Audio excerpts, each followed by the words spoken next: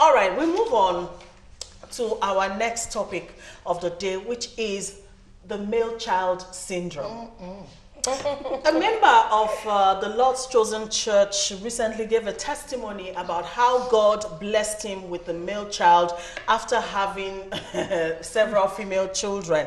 But the way he worded the testimony is why we're discussing this. And he wrote, and I quote, "Yoke of giving birth to female children broken as wife gives birth to a baby boy." The question is, are female children a yoke? Are we evil? Like, is it a curse to have a female child? I have all girls. So when I saw it yesterday, I was like, that yoke. excuse me? Yes, you need prayers for that. All right, so let Pastor just get to say something. You know, when I had this, I said to her, who is a yoke? Who is a yoke? That's what I asked her. I had to text her. A burden. I said, who like is an a yoke? evil? And especially in a church setting, this is the problem with our mentality, with the sort of Christianity we're going into now. We're going into a place where we're labeling people names. I was teaching something about Naomi, that Naomi in the setting of the Nigerian church is a witch who her husband died, her 2 sons died. Now, if you're coming out and celebrating a son over your daughter, that is very sad. That's why I say some testimony needs to be slapped out of people. I had 2 brothers before I was born, and the age difference between I and my brother is almost 30 years. Wow. And when my father had me to tell that person, I was just like, this one, when she has a baby, I must be there. When I have this, so to let him know, girls are beautiful, boys are beautiful. You don't label your child from your womb a yoke. You've actually cursed your children. Cursed your child already. Unconsciously. And I'm sure there'll be some, I use the word, fanatics who will be clapping and saying, wow, great testimony, congratulations. The pastor should have flogged him. Give him a good flog. I hope he's not a pastor that gave a testimony. No, I understand the setting. That's why I said there are some churches that before you even take the microphone, they would have listened to the testimony, you know, before coming to share. Because if that church had screened that testimony, they know that there's nothing like yoke in a child. How can you say a female child is a yoke? My dad, my mom had 5 girls. First a boy, then girl, then girl, then girl. Then the last twins, girls. So why did he not push the woman out and say, you had yokes? This is for a man who came out and said his own. This is somebody a lot of Nigerian men prefer, even if they don't say it out, you know, there's always this preference for the male child. For the man to use the word yoke. He has been going to his pastor, and the pastor has told him that that yoke is going to be broken. Okay. Yes. So it's pastor. Yes. So the now they are yes. The man, yes. That's it.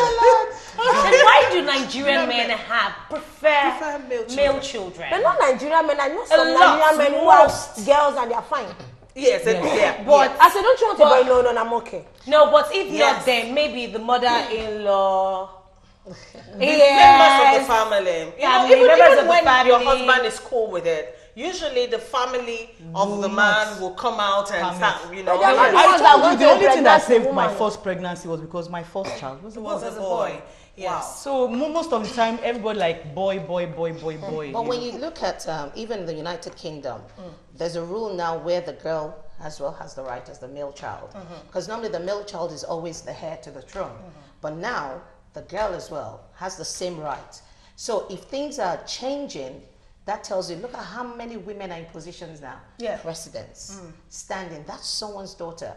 And I love this woman. She said, Pastor said, we'll break the yoke.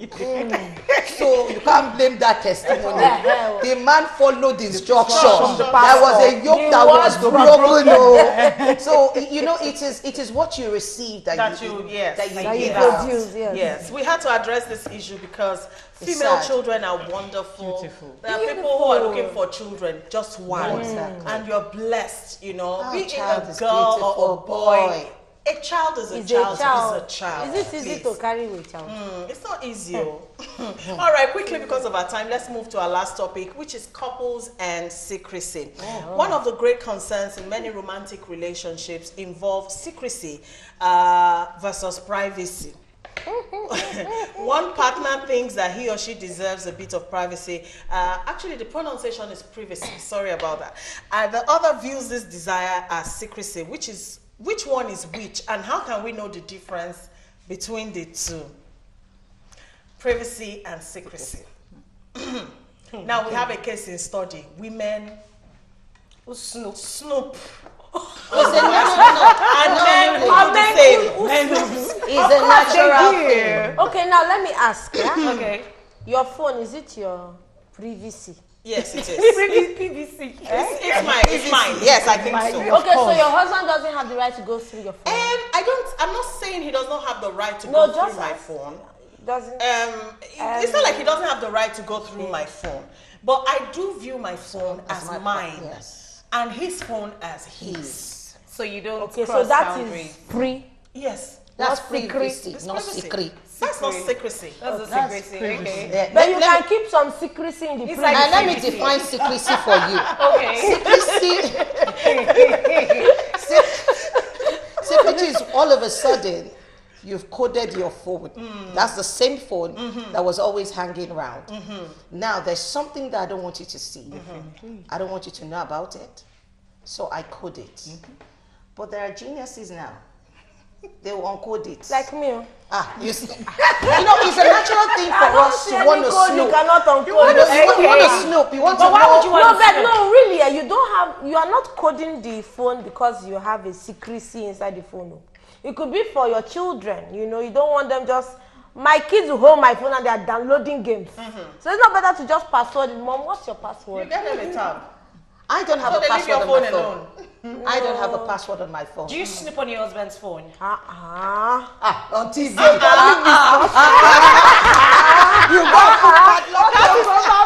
that is privacy. But sincerely, if my own phone, as a man or as a husband, you should respect my privacy, right? You should respect But it. there shouldn't be any secret, really. I can go through my husband's phone. He should be able to go through mine. I can go through it, but at least please take permission. To go through your phone? Yes, so that's just my own permission. Where I have a problem is where You're sleeping. the other person now takes it like a job. You just want to always wanting to know what's going on. Then it becomes an issue. No, when he's sneaking to do it, that's the Exactly. problem. Of course, Okay, when I'm people snoop, sleeping. they sneak to I'm snoop. sleeping and he's checking sleeping and who sent an Yes. SMS. Then he's writing down the WhatsApp, numbers. and I yes. believe that a lot of ladies are probably just snoop on their Who hobbies. doesn't snoop? No. Everybody does. There's a case. No, however, there's a case now that I know of a lady going through an abuse, and what the husband did was she never knew that all the male contact on his phone, the husband copied it out and started calling them One after the other. Yes, happened to Then them. that's Okay, now, as you said this now, I just remember a very hot gist. discuss. Hot gist there. Now, husband and wife, right? Your husband and wife. Now, she has no idea. You know where you are lovey-dovey, you have never seen your husband touch your phone. You have never smelt it. So they're not knowing that the husband has downloaded, as in how he hacked her phone. The WhatsApp. Email, everything, pictures. So he knows what's going on. She had nothing left. And apparently she was on the wrong path. She had secrets. Secrets. She had secrecy. She had a lot, and the man was able to brainwash everything from that phone to an email, pictures, messages, even the ones she had deleted, was able to bring them out through the phone. And that was how the marriage packed up. So now, will you blame that lady from even going to computer village to encrypt the phone? Nothing like that happens. But you know one thing is that I have another one that the woman, she could not stop. She said something, said to her, look at his phone. She said she pushed it.